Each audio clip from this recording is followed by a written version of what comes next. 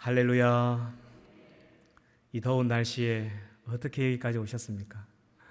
집에서 TV 틀면 유튜브로 편안하게 에어컨 밑에서 예배 드릴 수 있는데 이 날씨에, 이 무더운 날씨에 여기까지 오신 거 보면 하나님 없이는 못 사는 분들이기 때문에 여기까지 오신 줄 믿습니다. 오늘 여러분의 발걸음이 헛되지 않길 바랍니다. 그리고 하나님께서 오늘 은혜와 사랑으로 충만하게 부어주시는 그런 예배가 되기를 간절히 소망합니다. 사랑은 사명이다 라는 제목으로 말씀을 전하겠습니다. 제 기억에 아마 작년 1월 달쯤이었던 것 같습니다. 추웠던 겨울 우리 청년부 한 형제의 어머니가 갑자기 소천을 하셨습니다. 이 어머니는 그동안 한 10년 정도 이 루게릭이라는 질병을 앓고 있었어요. 사실 굉장히 힘든 질병입니다. 점점 이제 몸이 굳어가고 살이 빠집니다. 뼈만 앙상하게 남게 되고 결국에는 밥을 먹어도 몸 안에 있는 근육들이 움직여서 이게 소화를 시켜줘야 되는데 소화를 못 시키는 거예요. 그리고 결국 죽게 되는 참 안타까운 질병입니다. 이 병이 발병되고 나서 한 10년 정도를 이 남편이 헌신을 다해서 입히고 먹이고 씻기고 집에서 이렇게 케어를 하다가 돌아가시기 한 1, 2년 전에는 이제 너무 이게 중해져 가지고 이제 요양시설로 이렇게 옮겼습니다. 이 가정에 참 안타까운 일들이 더 많은데 아들이 2명이 있는데 한 명은 외국에 있고 한 명이 어머니에게 있었던 이 루게릭병이 똑같이 온 거예요. 나이가 40이 넘었는데도 불구하고 이제 몸이 지금은 거의 걸을 수 없는 그런 상황에 있습니다. 나이가 많으신 아버지가 자기 아내를 돌보고 자기 아들을 돌보고 한평생 이 루게릭병과 싸워오신 거예요. 그래서 제가 장례를 치르면서 장례를 치를 사람이 아무도 없다는 거예요. 그래서 전화를 받고 제가 갔는데 어머니가 돌아가셨는데 아들이 걸을 수가 없으니까 장례식장에 와볼 수도 없습니다. 그래서 아버지하고 저하고 둘이서 이제 장례를 치르는데 저는 한편으로는 잘 됐다. 빨리 돌아가셔야 이 아버지가 좀 살까, 숨을 쉬고 살지 않겠나 그런 마음이 들어가지고 한편으로는 잘 됐다 이런 생각을 했습니다. 근데 입간 예배를 드릴 때 제 생각이 잘못됐다는 것을 깨닫게 됐습니다. 입간 예배를 드리고 입간식을 하는데 수의를 깨끗하게 입힌 다음에 이제 마지막 인사를 하라고 하는데요. 이 아버지가 자기 아내의 그 시신의 얼굴을 묻고 그 무명 305세 얼굴을 묻고 막 통곡을 하는데요. 마지막 인사를 이렇게 이야기하는 겁니다. 여보 사랑해. 여보 고마웠어. 여보 이제는 더 이상 아프지 마.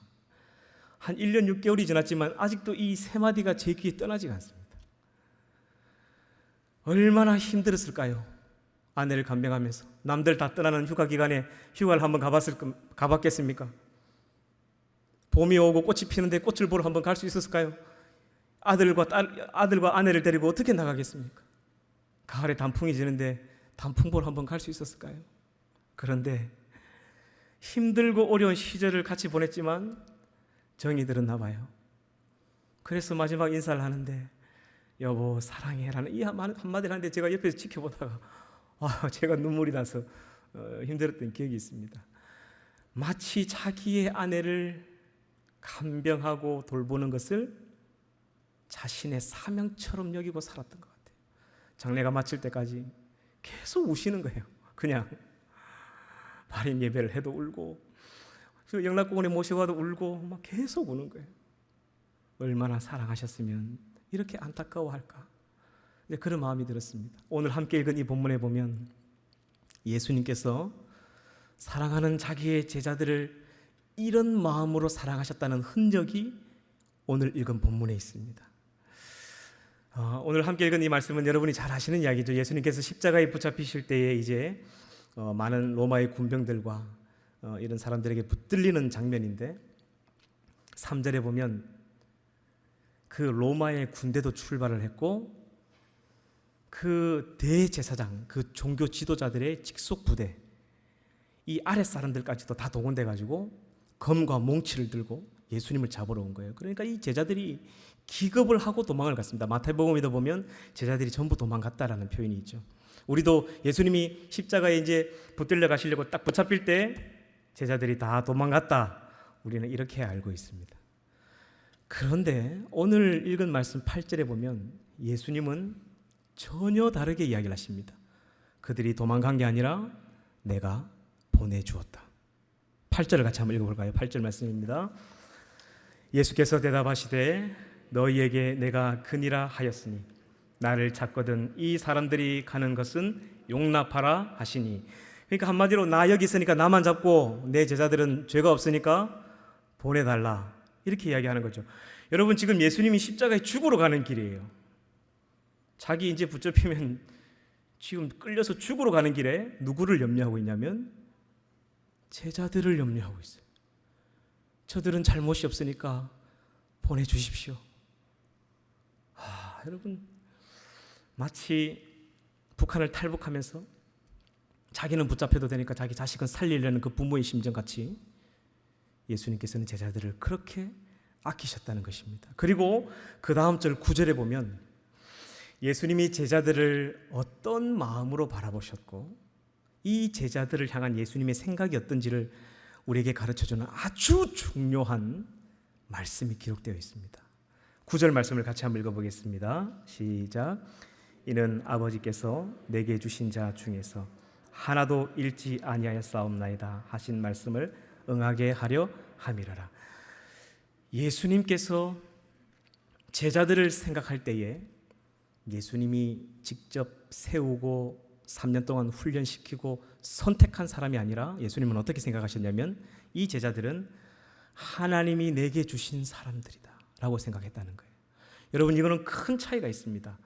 우리가 생각할 때 예수님께서 제자들을 선택하실 때 보면 각 마을을 돌아다니시면서 예수님이 직접 부르시고 사명을 주셨습니다. 그죠? 제자들도 그렇게 알고 있습니다. 나는 예수님이 직접 선택하셨다. 그런데 놀랍게도 예수님께서는 하나님이 내게 주신 자들이라고 오늘 이 말씀에 기록하고 있습니다. 어떤 차이가 있냐면요, 예수님이 선택하셨고 예수님이 3년 동안 제자 훈련을 열심히 시킨 사람들이라면 예수님을 배신했거나 사고를 치거나 예수님 마음을 아프게 하면 예수님께서 후회하셨을 겁니다. 내가 쟤는 세우지 말았어야 되는데, 내가 이럴 줄 알았으면 내가 가룟 유다는 제자로 세우지 말았어야 되는데, 후회를 하셨어야 됐죠. 예수님 후회를 하셨나요? 후회하지 않으셨습니다. 차라리 태어나지 않았으면 참 좋았을 걸 안타까워하셨죠. 저는 이 요한복음 18장 9절 말씀 때문에 예수님에 대한 의문이 많이 풀렸습니다. 그 한 조각 퍼즐이 맞춰지는 것처럼. 여러분 생각해 보십시오. 예수님의 제자들을 보면 정말 철없는 사람이 많았습니다. 예수님이 충분히 뭐라 해도 되는 그 정도의 철없는 짓을 많이 했습니다. 말고의 길을 막 잘라버리고 사고를 치고 돌아다녔습니다. 뿐만 아니죠, 예수님이 십자가에 죽으신 후에 부활하셔서 자기가 살아난 걸 보여줬는데도 불구하고 다시 살아난 걸 보여줬으면 복음을 전하러 가야지, 예수님이 살아나셨다는 것을 증언하러 가야지, 베드로 어떻게 하죠? 나는 물고기 잡으러 가노라 빠이빠이 하면서 가버립니다. 예수님이 기가 막히셨을 것 같아요.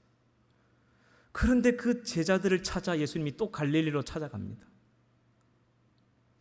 성경 어디에도 그 제자들 향한 책망이 나와 있지 않습니다. 왜 그랬을까?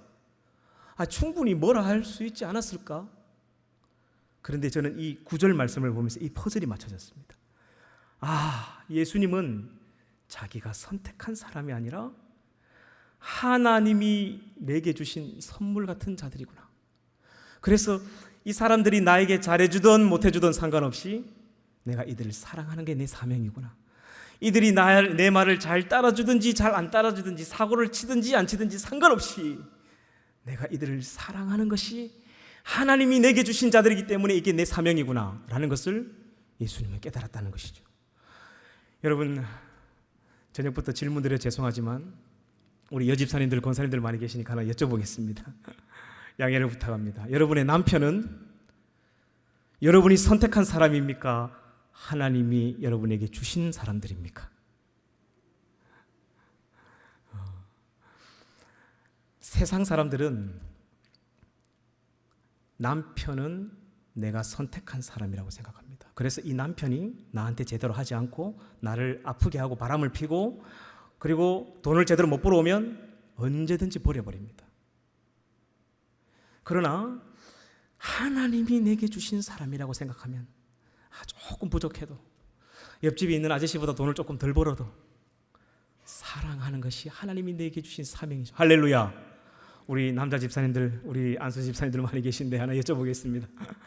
여러분 옆에 계시는 우리 아내분은 여러분이 선택한 분들입니까? 하나님이 여러분에게 주신 선물 같은 분들입니까? 이 전혀 대답이 안 나오네요. 큰일 났네요 이거. 우리 여집 사람들은 대답이 나오던데. 하나님이 내게 주신 분들이죠. 좀 살림을 못해도, 자녀를 좀 제대로 잘 못 키워도, 손이 좀 느려도 하나님이 내게 주신 아내, 하나님이 내게 주신 사람이기 때문에 내가 사랑하며 살아가야 되는 거, 이게 사명이구나, 이렇게 생각하고 살아가야 된다는 것입니다. 우리가 이 예수님의 관점을 회복해야 합니다. 예수님께서 요한복음에 보면 새 계명을 주시는데 너희가 서로 사랑하라 하셨는데 그 앞에 전제가 있습니다. 그 전제가 뭐죠? 내가 너희를 사랑한 것처럼 너희는 서로 사랑하라고 이야기합니다. 주님이 어떻게 우리를 사랑하셨죠? 이 제자들을 사랑하셨던 관점으로 사랑하신 거예요. 내가 선택하고 내가 키워서 내 배신하면 쟤 왜 저럴까? 이런 사람들이 아니라 내게 아무런 대가를 주지 않아도, 나를 사랑해 주지 않아도, 나를 배신해도 상관없이 하나님이 내게 주신 사람이니까 그것을, 그분들을 사랑하며 사는, 그것을 사명으로 여기며 사는 예수님의 사랑, 이 사랑의 관점이 회복되어야 될 줄 믿습니다. 여러분, 여담입니다만 요즘에 시대가 발달할수록 우리 참 남편들이 저는 되게 불쌍한 것 같습니다. 우리 여기 남자 집사님들은 조선시대 태어나셨어야 됐습니다. 그래야 대접받고 사셨죠. 요즘은 이 더운 날씨에 뼈 빠지게 일하고 와도 이 집에 있는 자녀들은 이게 아버지는 당연한 것이라고 생각합니다. 요즘 제가 이 자녀들이 커가면서 아버지 된 게 좀 후회가 돼요. 차라리 엄마가 될 걸. 엄마가 되었으면 뭐 집에서 그냥 밥만 좀 해줘도 모든 영광을 엄마한테 다 돌리죠. 죽일 사람은 아버지입니다, 그죠? 우리 청년들 리서치 조사를 해보면, 그리고 그 상당 심리학 전공하는 사람들이 이 대학생들 상대로 상당 심리로 조사를 해보면 어릴 때 아버지의 폭언과 폭력의 상처를 받아서 정상적인 삶을 살지 못했다는 사람들이 90%랍니다. 뭐 전부 죽일 사람은 아버지인 거예요. 제가 볼 때 전혀 아닌데 한평생 자녀들을 위해서 헌신하고 돈 벌어주는데, 여러분 이런 천사가 어디 있습니까? 여러분 남편이 천사보다 낫지 않습니까? 아버지가 천사보다 낫지 않아요? 아니, 나 평생을 돈 벌어주는 천사 있으면 한번 나와보라고 하십시오.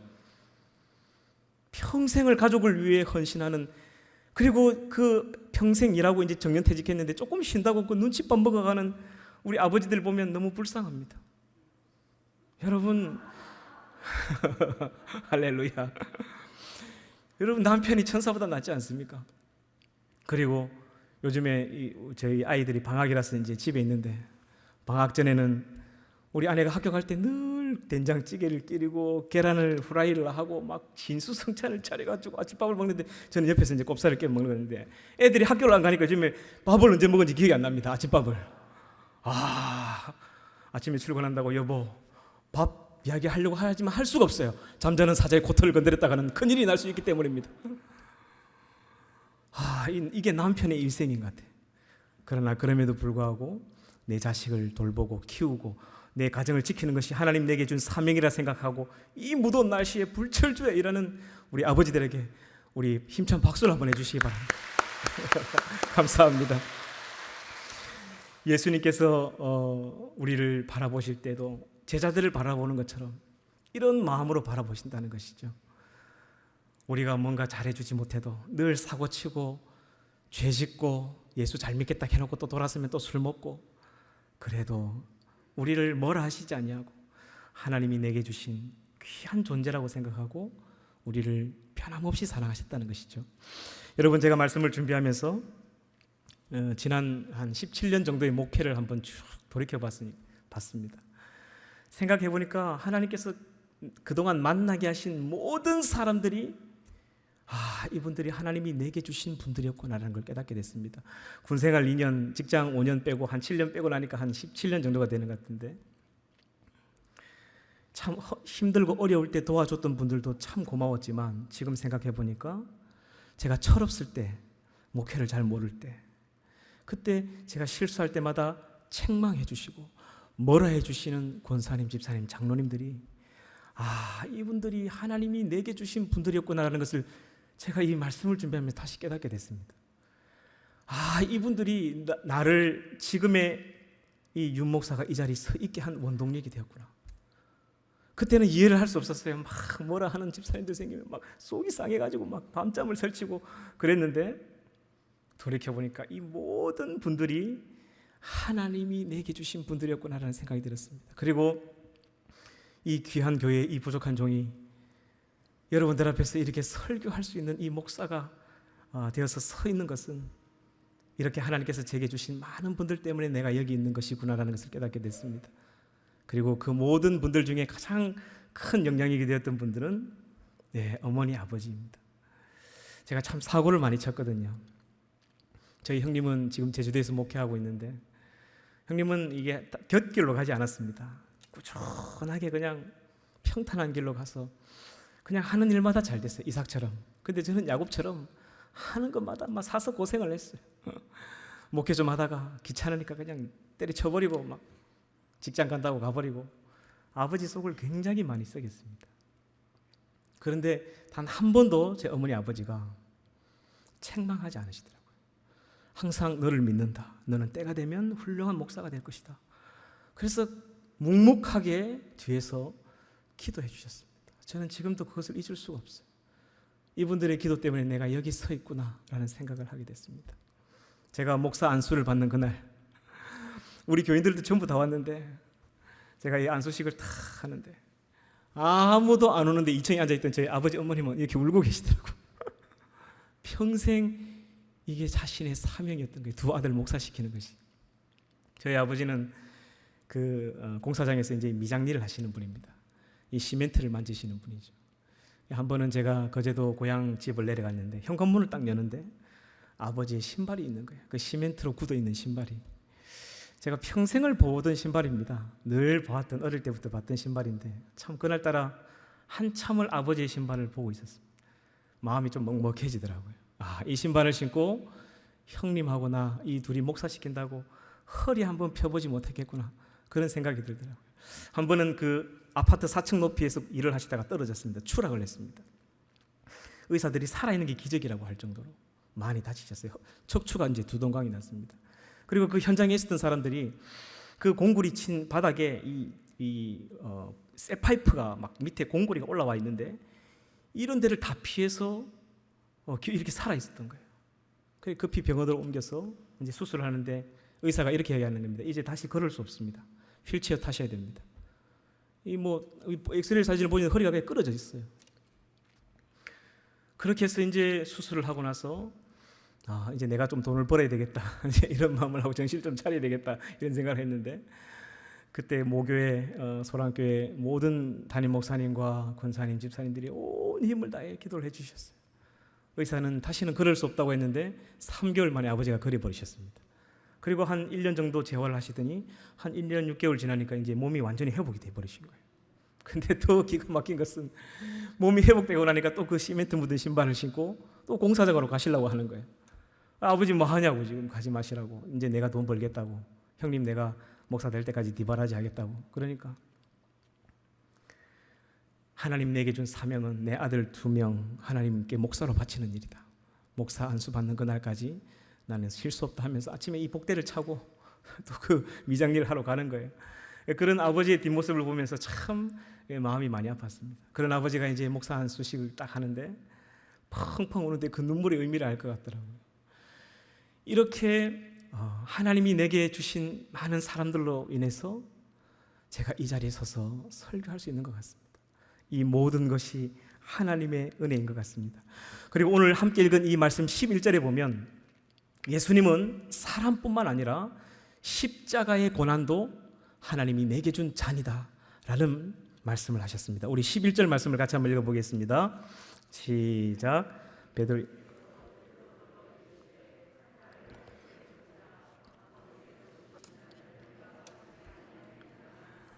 아멘.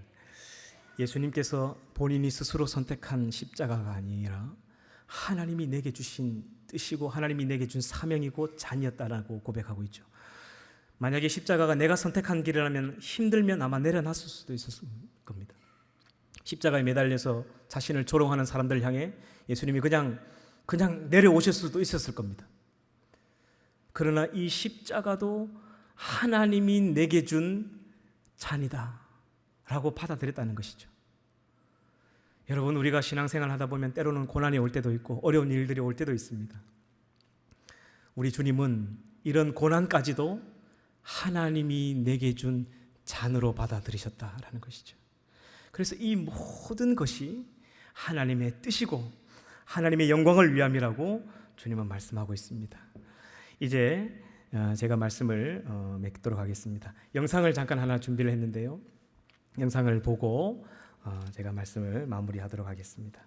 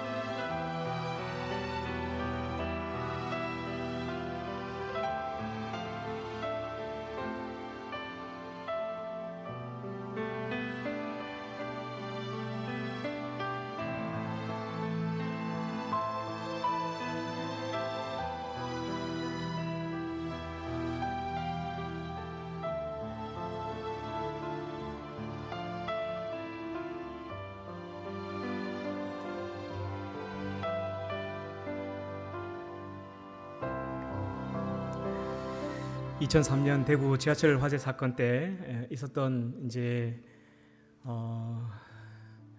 그 마지막 죽음의 순간에 사랑하는 어머니에게 문자 메시지를 보내고 사랑하는 아버지에게 그리고 사랑하는 자녀들에게 미안하다는 말을 남기고 마지막으로 세상을 떠나셨던 사람들의 그 메시지들이 남아서 이제 이 영상으로 만들어진 건데, 여러분, 우리에게는 많은 시간이 남아 있는 것 같지만 하나님이 우리를 부르시면 우리는 언제든지 가야 될 사람들입니다. 미워할 시간도 증오할 시간도 우리에게는 부족합니다. 하나님 내게 힘 주실 때 사랑하고 섬기고 이것을 사명으로 여기고 살아가시는 저와 여러분들 되기 바랍니다. 사랑하는 자녀가 저 지하철 안에서 죽어갈 때에 그 부모가 이 심장이 뜯어지는 같은 고통을 느꼈다고 하죠. 우리 주님도 마찬가지입니다. 저와 여러분을 그렇게 사랑하셨죠. 십자가에 죽기까지 우리를 살리려고 그 십자가의 자를 마다하지 않으셨습니다.